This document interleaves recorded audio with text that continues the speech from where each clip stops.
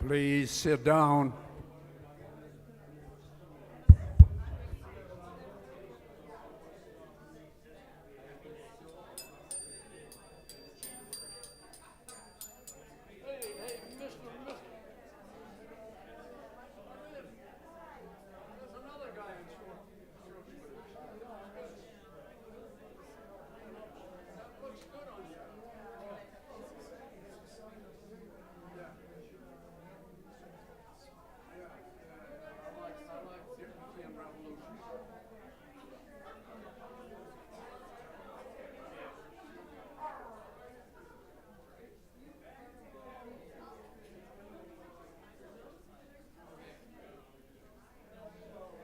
I don't have the, oh, there's the map.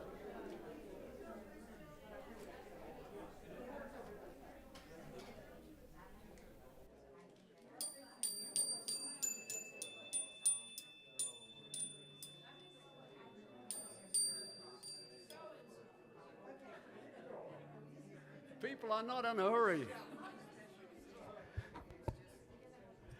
Hey, it's not coffee hour yet.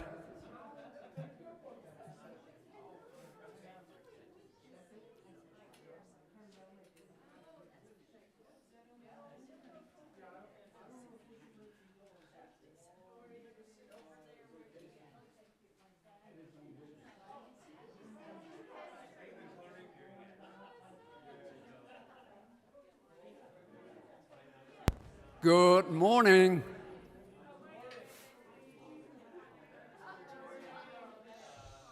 I'll go for it. Good morning and welcome. Welcome to Two Rivers Unitarian Universalist Community. I am Jerry Vanderbeek, and I will be serving as your worship associate today.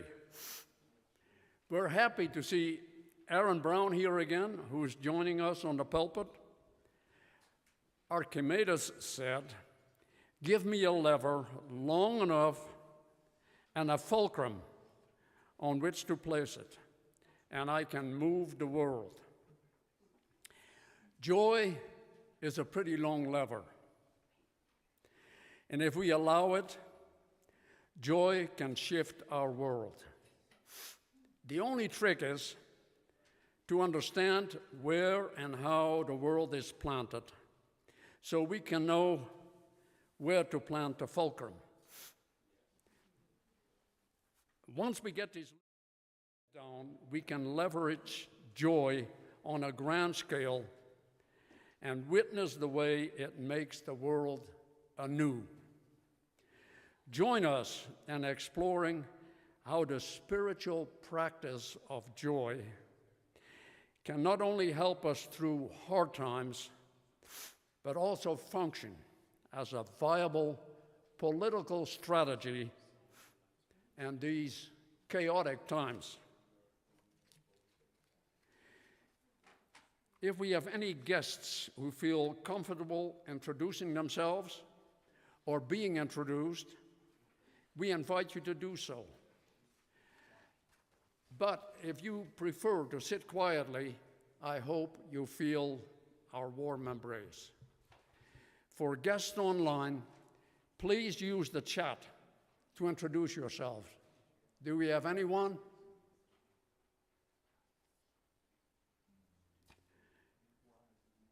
And we invite everyone to join us after the service for coffee and lively discussion. Our gratitude to Gary and Thelma for serving as setup hosts, and to Steve and John Kleinwachter, our coffee hosts today. Thank you to our musicians this morning, Misha and Alan Stapenhorst, and much gratitude to Andrew Ferrier for learning to fly Zoom. I love how he flies. And YouTube, allowing people to join us online. If you would like to connect to our community, please leave your contact information on the back of the order of service. And we also invite... Oh, put it in the basket. Okay, good. Put it in the basket. All right. We also invite those with pastoral and caring committee concerns to use the back of the order of service and put it in the basket, right? Yes. I now invite your attention to some announcements in your order of service, and I highlight a few specific items. Next week, Florence Caplow is joining us in person for a special Easter celebration, and we will have a potluck. So get your pots ready for good luck. And please join us for a powerful performance of Haydn's 7 Last Words of Christ this week, April 17 and 18, at the Old Thompson Barn here in Carbondale. Presented by Ben Feng Music Productions, this intimate concert features violinist Mincy Wu and reflections from diverse spiritual voices, including our own Peter Westcott and Paul Dankers. Tickets are available at benfengmusicproductions.org/Haydn, or you can scan the QR code on the back of the bulletin. And now please silence your phones, watches, and the like as we move into worship with a musical prelude by Ellen Stappenhorst.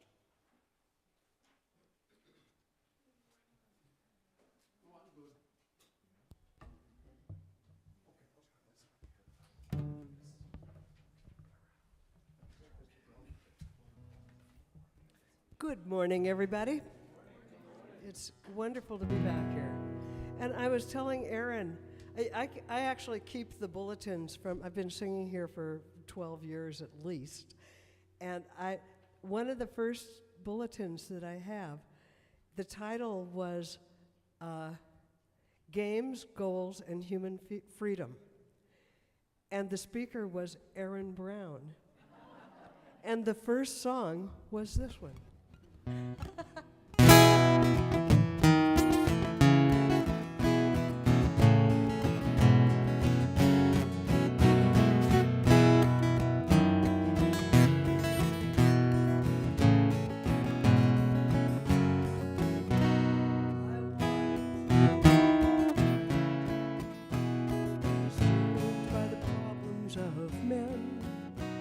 I'd spend all my time listening to God and talking to the wind.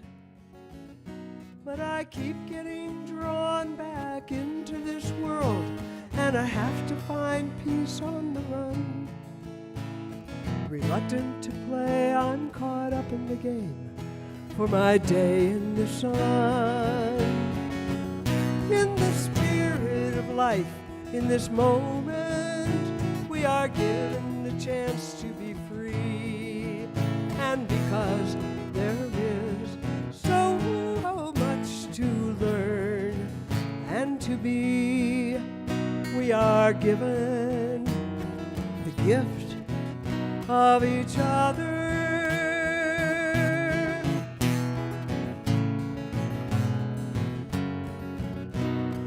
I heard a singer whose songs were pure, about humans, our loves, and our greeds. And this man, when he sang even angry words, had a soul that was deeply at peace. And I knew that he'd wrestled with demons by day, found strength in the soft breath of night. He worked to be truthful, but never to lose sight of love in the fight. In the spirit of life, in this moment, we are given the chance to be free. And because there is so much to learn and to be, we are given the gift of each other.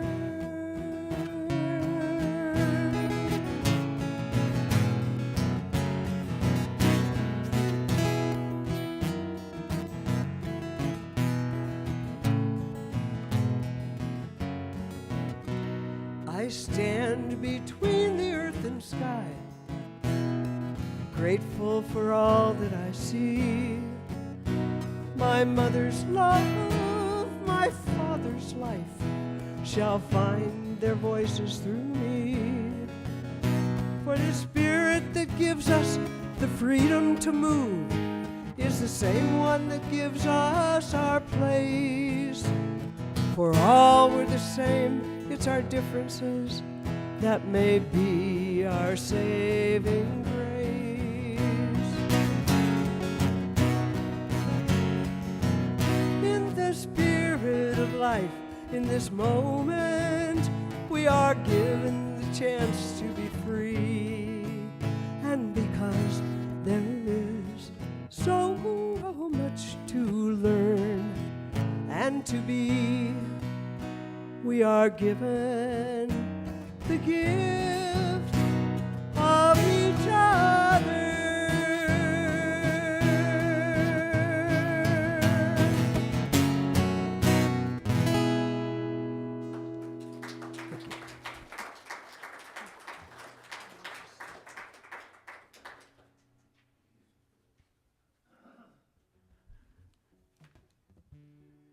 And now I'm going to ask Maria, would you light the chalice? Deep calls unto deep. Joy calls unto joy. Light calls unto light. Anyone? Let the kindling of this flame rekindle in us the inner light of love, of peace, and hope. And as one flame lights another, nor grows the less, we pledge ourselves to be bearers of the light wherever we are, by George B. McKinnon. And now please remain seated for our opening song. Joyful, joyful, we adore thee. In English. Just for today. Yeah, just for today.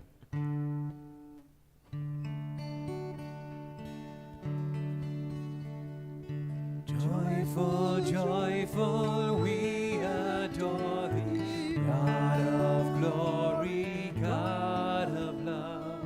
Hearts unfold like flowers before thee, hail as the sun above. Melt the clouds of sin and sadness, drive the pain of doubt away. Giver of immortal gladness, fill us with the joy of day. All thy works with joy surround the earth, and every flag thy rays. Stars and planets sing around thee, center of unbroken grace. Freeland, forest, vale, and mountain, blossoming meadows, flashing sea, chanting bird and flowing fountain, call us to rejoice in thee. Thou art giving and forgiving, ever blessing, ever blessed, wellspring of the joy of living, ocean depth of happy rest, ever singing much we onward, victors in the midst of strife. Joyful music lifts us onward, in the triumph song of life.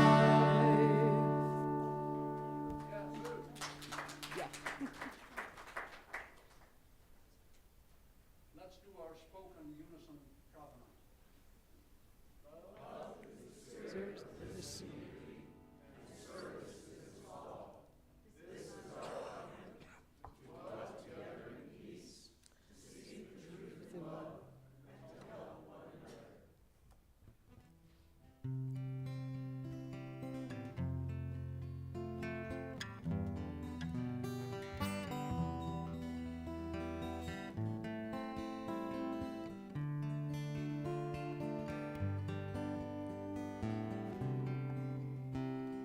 Spirit of life.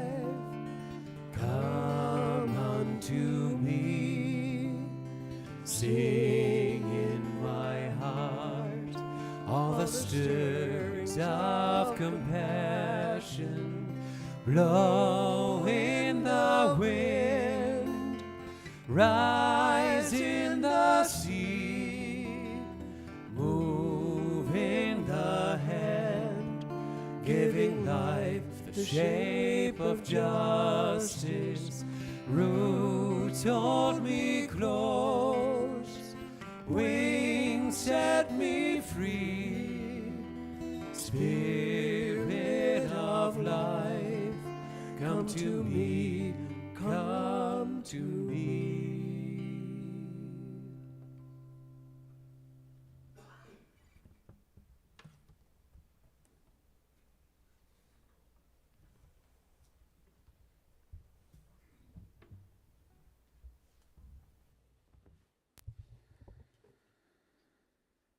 Right spot here.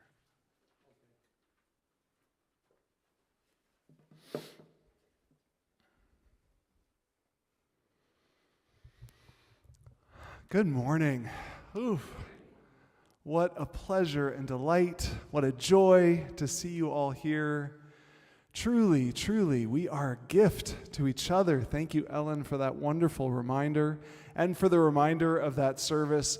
It's funny, as she was naming that one, to think about how consistent my themes, for me anyway, have been over the last many years, trying to figure out how to do well in this crazy, wild, overwhelming game of life, how we can somehow find our way to some kind of victory when it feels overwhelming at times. And 2015 was a version of that, and today is a version of that.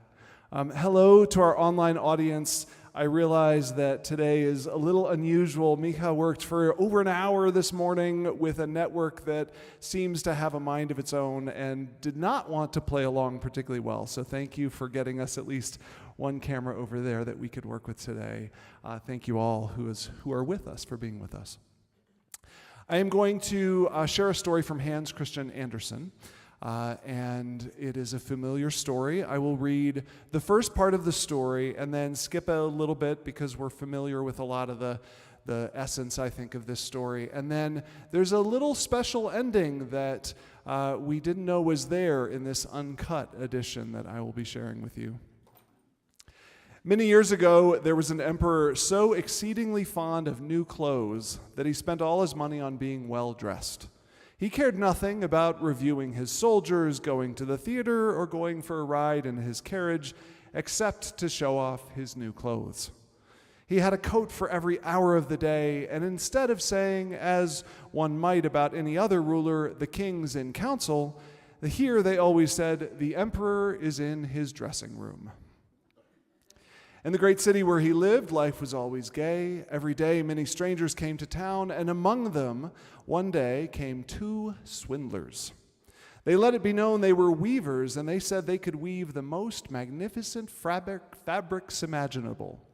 Not only were their colors and patterns uncommonly fine, but clothes made of this cloth had a wonderful way of becoming invisible to anyone who was unfit for his office or who was unusually stupid. Those would be just the clothes for me, thought the emperor. If I wore them, I would be able to discover which men in my empire are unfit for their posts, and I could tell the wise men from the fools. Yes, I certainly must get some of the stuff woven for me right away. He paid the two swindlers a large sum of money to start the work at once, and they set up two looms and pretended to weave, though there was nothing on the looms. All the finest silk and the purest gold thread which they demanded went into their traveling bags, while they worked the empty looms far into the night. I'd like to know how those weavers are getting on with the cloth, the emperor thought. But he felt slightly uncomfortable when he remembered that those who were unfit for their position would not be able to see the fabric. It couldn't have been that he doubted himself, yet he thought he'd rather send someone else to see how things were going. The whole town knew about the cloth's peculiar power, and all were impatient to find out how stupid their neighbors were. I'll send my honest old minister to the weavers, the emperor decided. He'll be the best one to tell me how the material looks, for he's a sensible man, and no one does his duty better. So the honest old minister went to the room where the two swindlers sat working away at their empty looms. Heaven help me, he thought, as his eyes flew wide open.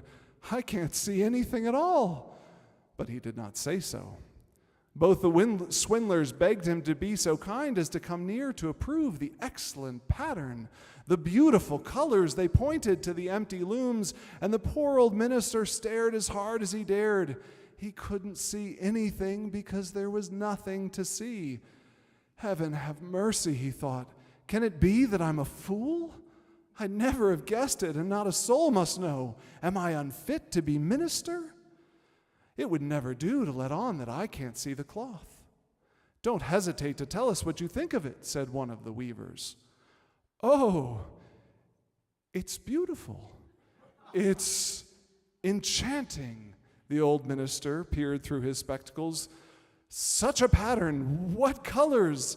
I'll be sure to tell the emperor how delighted I am with it. Now, for time, I'll skip ahead a little bit through the story because, again, I think you all get the story, have perhaps heard it before.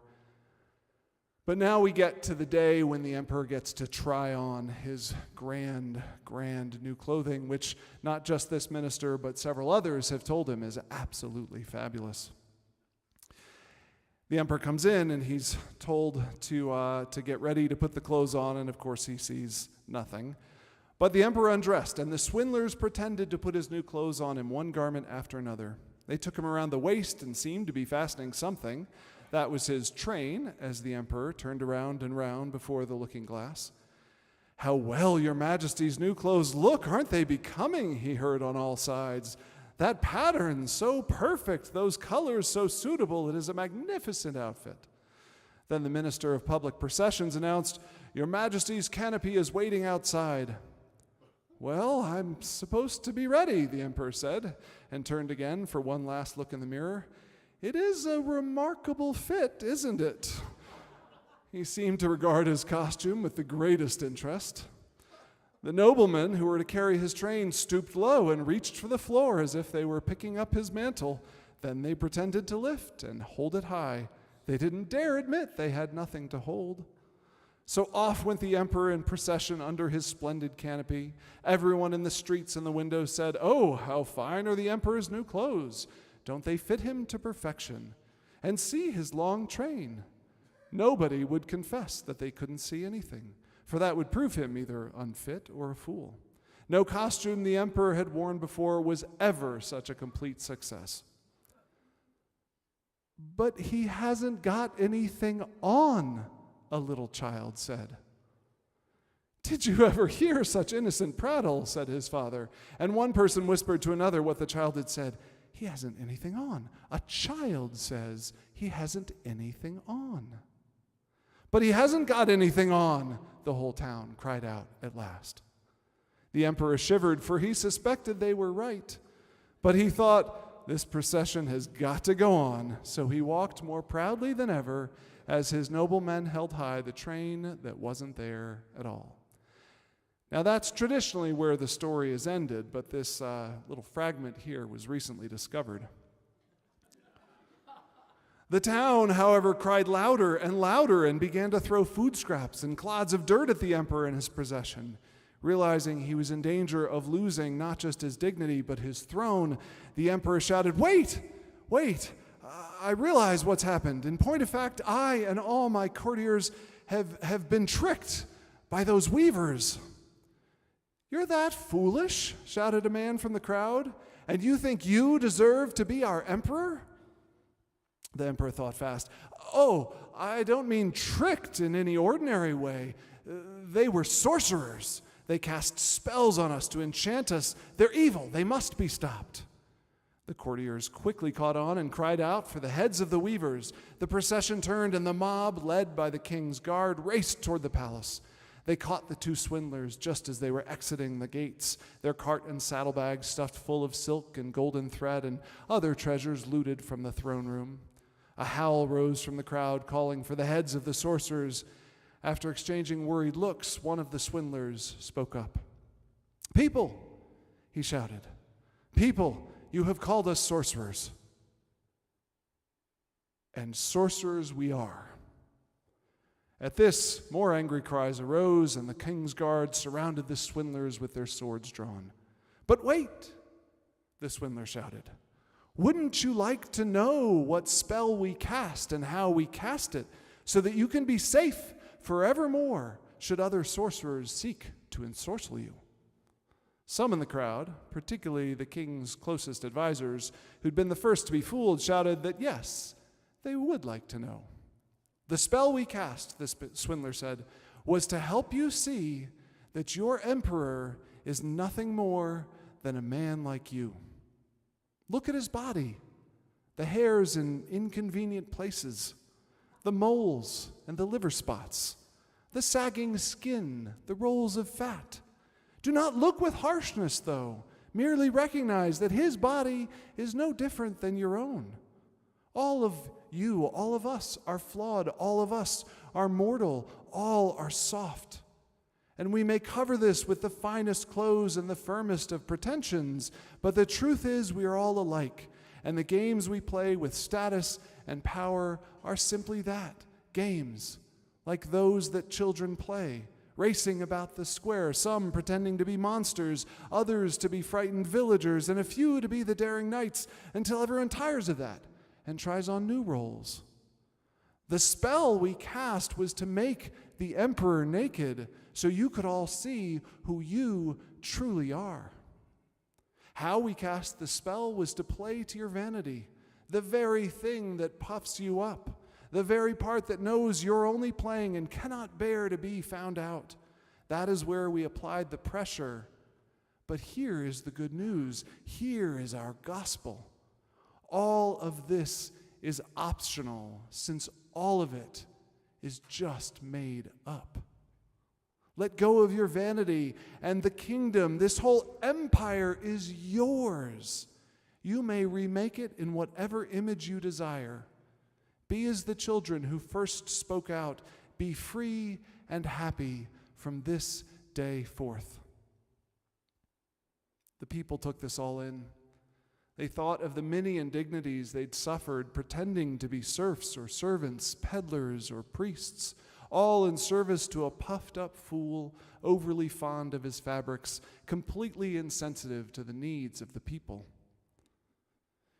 If what you're saying is true, one of the men called out, then we've all been fools. We've made ourselves miserable for no reason. All along, we could have been free and made up our own minds and shaped our own destiny. Instead, we handed our power to this lot of cheats. We gave everything to them. And now you're telling us it was all in vain? Yes, shouted the swindler, but now you're free. We have set you free. The townspeople looked around at each other, and they looked at the lords and the ladies. The lords and ladies looked at the townspeople and at each other and at the emperor's ministers and chief palace guards, and all eventually started looking at the emperor. And then, as with one voice, the whole mob shouted, "Burn the sorcerers!" By the end of the day, as the last wisps of smoke were fading from the pyre, the townspeople, the lords, the ladies, the ministers, and the emperor were all snug in their beds, happily drifting off towards sleep, already back in the warm embrace of the dream they were most intent on dreaming. After all, it was the very one they had made for themselves.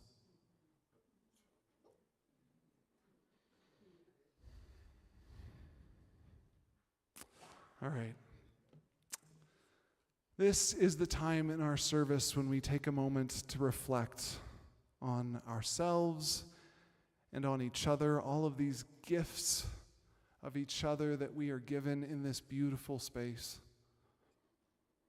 I invite you to bring to mind and heart the names of any you would like to focus your own attention on, or the attention of this loving group of people,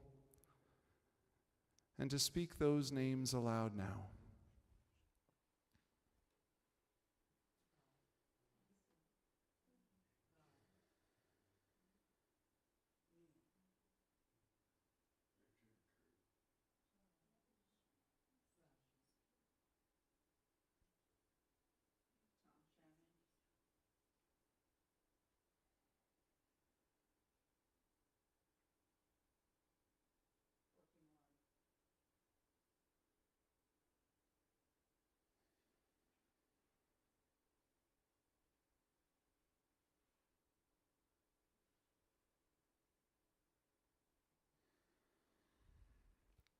I invite you all to be with these names, with these people, those who are outside of this room in our vast network of mutuality in which we exist, and those who are here, right now with us.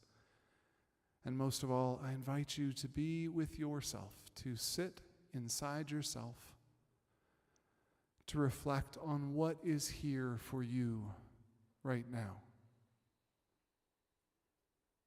What is true about what is here for you right now? And what else is here for you right now?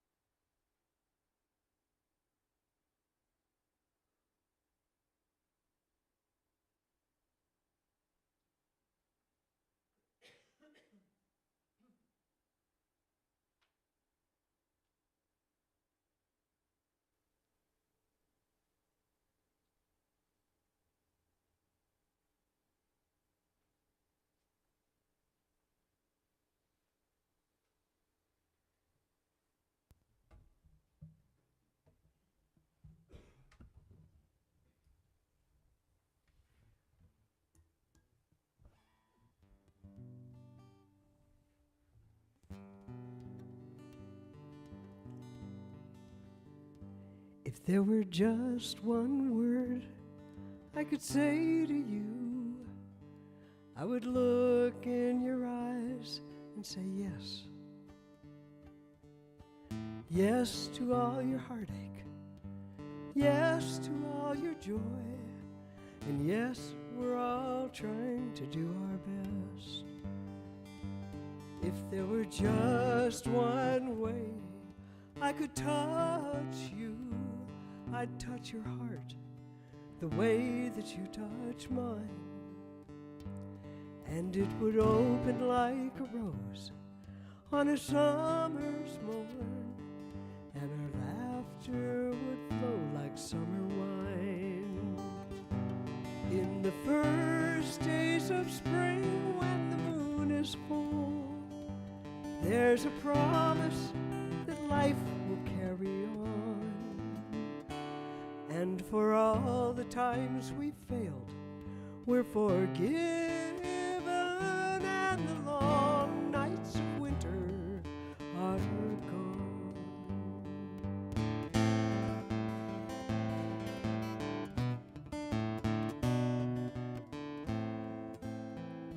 If there were just one gift I could give to you, I would stand as a mirror to your life, and you would see the way you've grown, and see the way you shine, and see all the love that's in your eyes.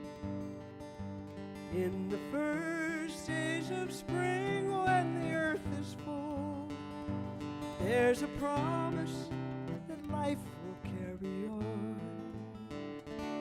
And for all the times we failed, we're forgiven, and the long nights of winter are gone.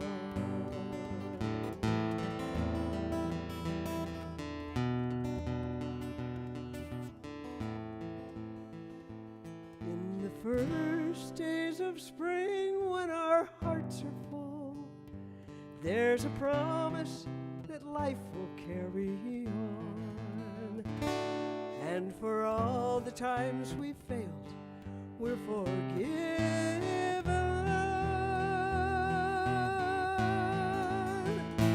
and the long, cold nights of winter are gone.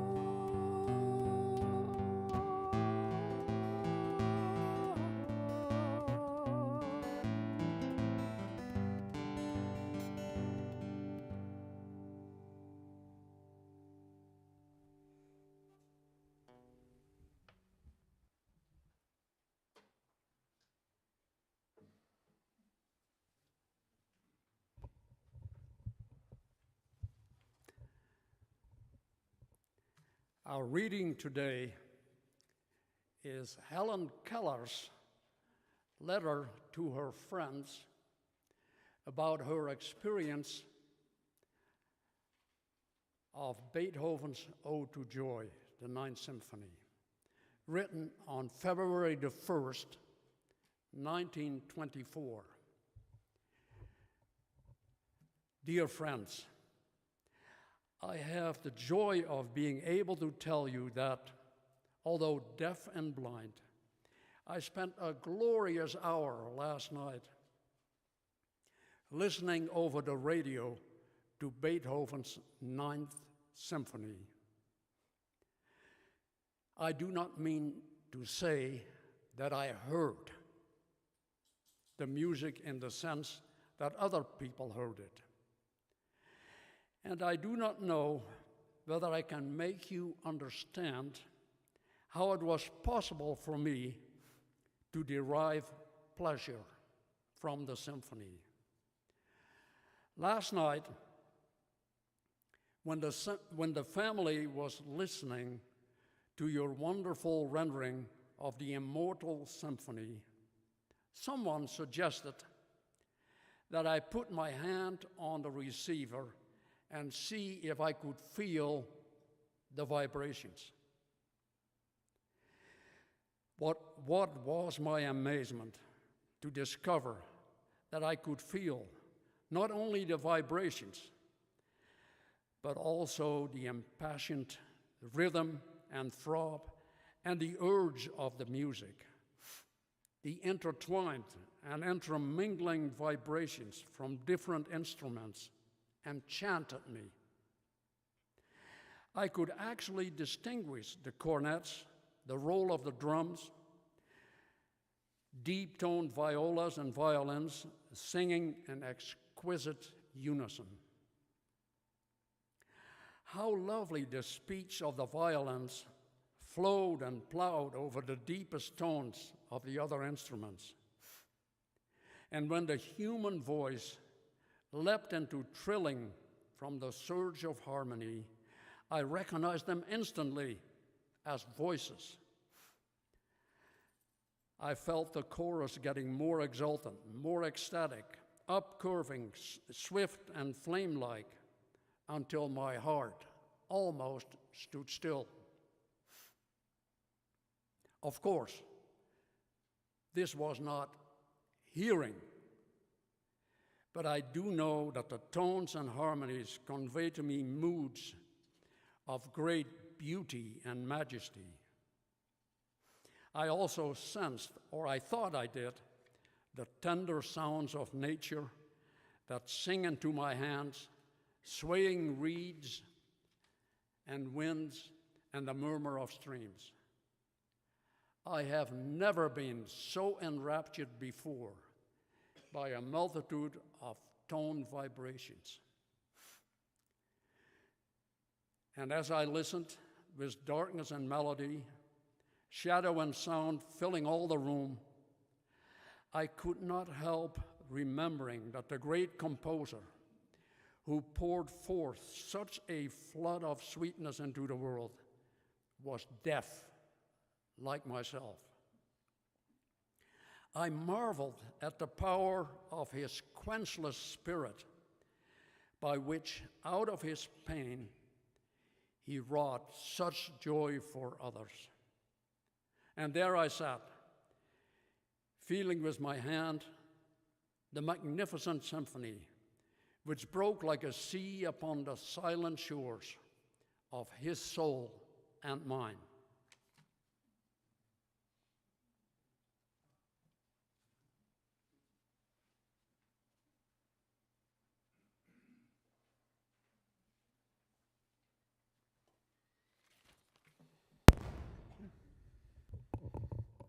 Thank you for that, Jerry. I love that section, that reflection that Jerry picked, because it speaks to the power of focus. The ability that a woman who was blind and deaf could focus so much attention into her hands, into her sense of touch, to be able to pull out the depth and breadth of meaning that she did. It's an extraordinary example, I believe, for us all of what the power of focus can do. And that power of focus will be coming up throughout this reflection. The shape of this reflection is a pyramid. I'm going to take 4 triangles, 4 sets of 3 things, and kind of lay them all around each other, and then ultimately reflect on where we are right now and why I believe we are on the verge, on the horizon, like right up against the horizon, right up against the line of total, extraordinary, glorious, joyful triumph in our being in this world right now. And I realize that I'm making a pretty bold promise by saying that.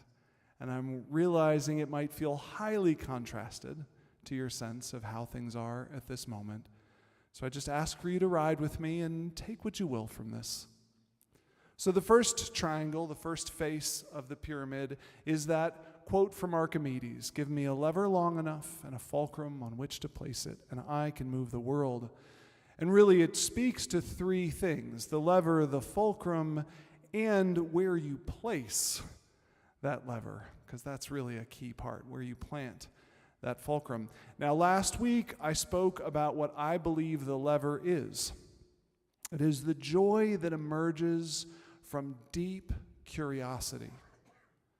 And not just any kind of curiosity, not the kind of curiosity that's desperately trying to figure out, which of your neighbors are the stupid ones, or the kind of curiosity that's trying to figure out exactly how to solve this problem for the end of being better off or whatever else.